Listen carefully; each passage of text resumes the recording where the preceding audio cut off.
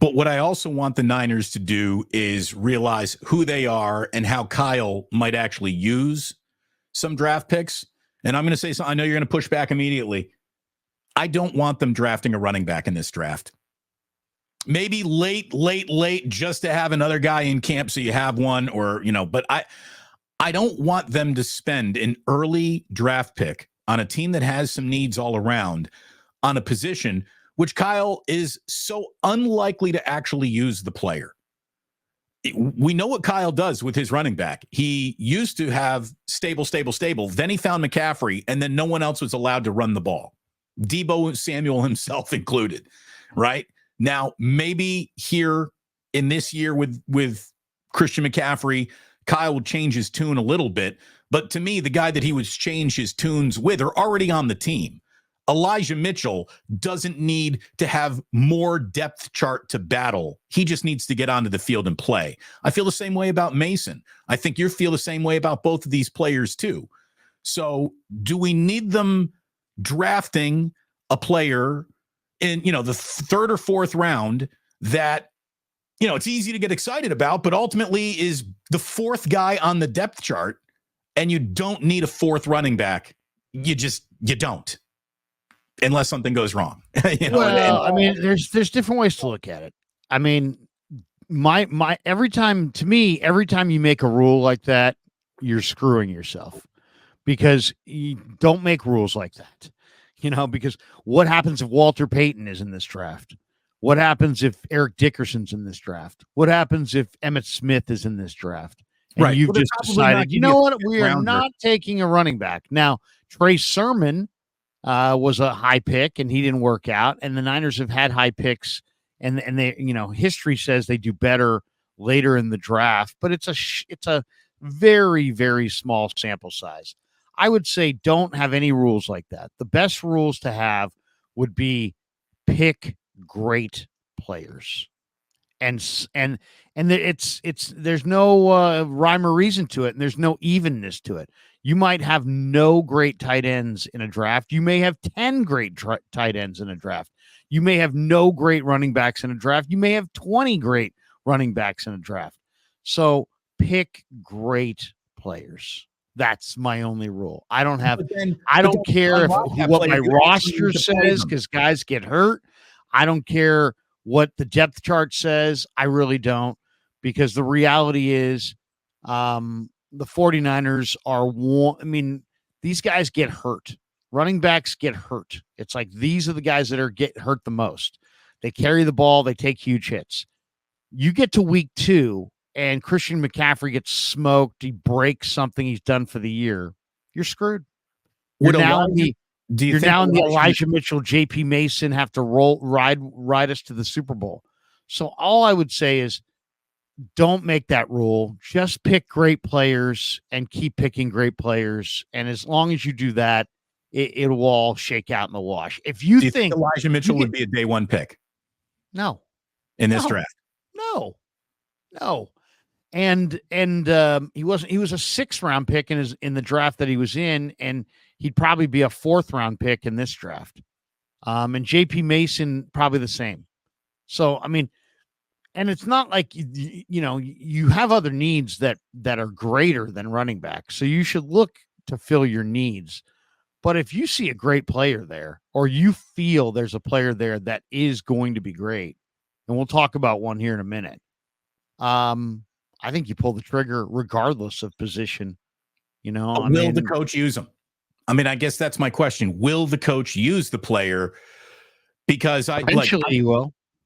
I think Elijah Mitchell would be one of the first running backs off the board in this draft if he were just back in it, knowing that, he's had success. The guy is the leading rookie running back in the history of the 49ers. He gained more yards in his rookie year than anyone else that ever played. Like, that is a pretty good starting point. And yet Kyle Shanahan deems that as unworthy of more than 3 touches in just about any football game we saw played last year. Well, they've got a unique player that they love. They had an MVP candidate, and you're right. Who will be returning in both the same capacities, you hope, right? Right, but also, we've talked about McCaffrey. We've talked about McCaffrey. You can flex McCaffrey out and use him as a receiver. So I mean, he's Right. Well, they he's could the have done that ultimate. last year and given Mitchell something, but they didn't. I mean, that's the thing. Like, it's like maybe this is because I got 2 kids now. It drives me nuts that we have so many toys upstairs because really the boys only play with like 4 or 5 of them. Yet we have this entire shelf of toys that somehow comes down and makes its way and infiltrates the entire living room every day. And even though they're only playing with 2, 3 toys, we got all these other toys that just turn into the mess of the living room, but they're only really playing with 2 or 3 toys. It drives me nuts that we have all these toys and the kids only use a couple of them. I guess I am applying the exact same thing to Kyle Shanahan and the way he used running backs last year. You had all these toys and you still only used one. So do we really need to get you more Transformers if you only play with Optimus Prime? Yes, because Mitchell has proven that he's got a big man's game and a small man's body. He runs between the tackles, he runs upright, he takes hits, and he's small at 5'10" and 5'11", 200 pounds. That's kind of small by NFL running back standards. So he gets hurt. So he's been hurt. He's been dinged a lot. I don't think you could get through a full year with Elijah Mitchell running between the tackles. Mason is big and fast and intriguing, but we obviously we want to see more of them. But I'm just saying, to me, you can never have enough running backs because your running backs fuel your offense, especially when you're a play action pass offense and everything's predicated on having a strong running game.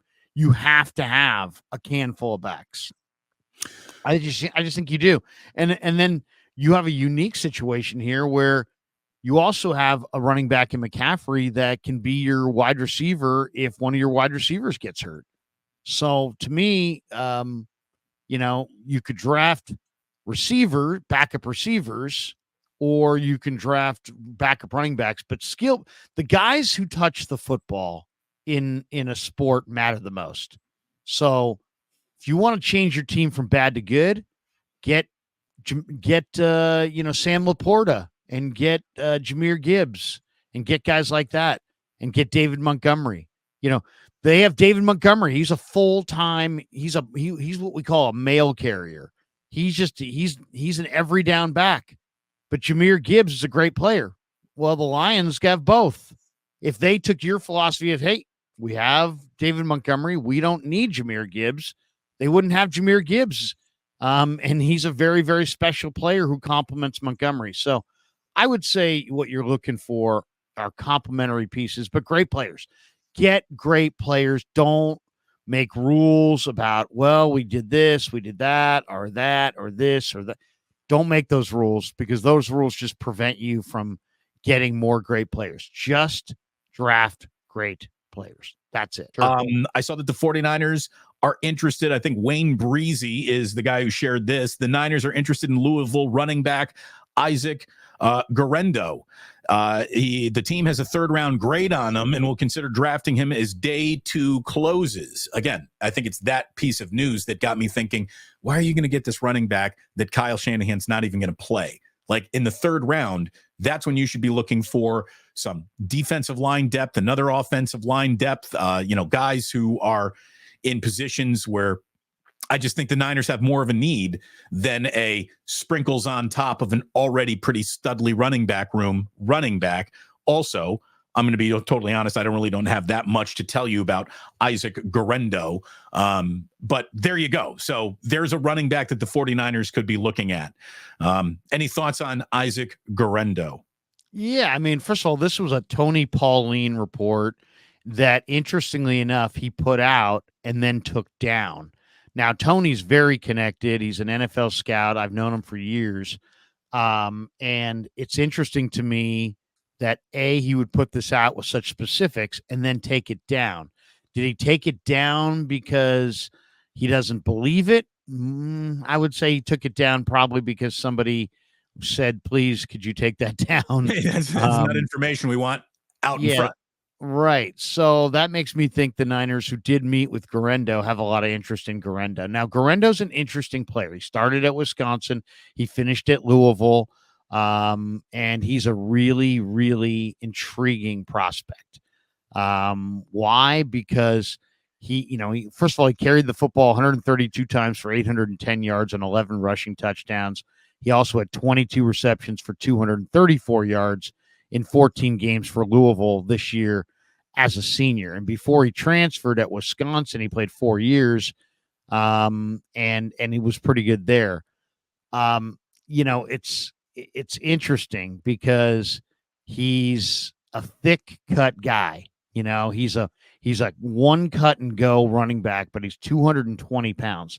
He's 6 feet, 221. He posted a 40 time at the combine of 4.33. So, and he's got a vertical jump of 41.5 inches, broad jump of 10.9, 6.94, 3-cone drill. These are all very impressive times. He could be, first of all, a complimentary back to Juice. He adds huge speed, but he also could be kind of a new look fullback. And they could go to a guy like this and say, hey, you're the new Juice, except you're Juice with juice. Instead of being Juice and you do all the dirty work, but you don't run fast, you could be Juice, do all the dirty work and run really fast. And if you want to inject speed into the Niner offense, you've got your receiver set, you've got your tight end set, you've got your running back set, but you don't, you might be able to inject some big time speed if you put in Guerendo for Kyle Juszczyk. So very intriguing player for sure. And a guy who's got a lot of talent. So I'm very intrigued. One, because Pauline's legit.